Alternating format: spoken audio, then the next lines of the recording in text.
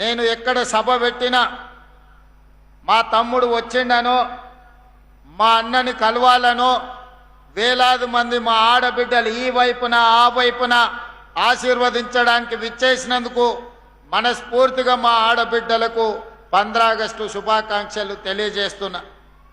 మిత్రులారా, ఈ ration card కేవలం కాగితం మీద ఉన్న కార్డు కాదు, ఇదొక ప్లాస్టిక్ వస్తువు కాదు, ఇది మీకు ఉచితంగా బియ్యం తెచ్చిపెట్టే సాధనం కాదు, ఇది మీ ఆత్మ గౌరవం. ఎక్కడికి వెళ్ళినా మీ ఆకలి తీర్చే ఆత్మ గౌరవం. ఎవరి ముందు మీరు చేయి దాసి నిలబడాల్సిన అవసరం లేదు. ఈ రాష్ట్ర ప్రభుత్వం ఇందిరమ్మ రాజ్యంలో ఏ పేదవాడు కూడా ఆకలితో నిద్ర పడకూడదు, ఆకలితో పస్తులు ఉండకూడదు అని సంకల్పంతో ఆనాటి నుంచి ఈనాటి వరకు మొట్టమొదటి భారతదేశంలో పేదలకు నిత్యావసర వస్తువులను పంచడానికి రేషన్ షాపులను కనిపెట్టిందే కాంగ్రెస్ పార్టీ.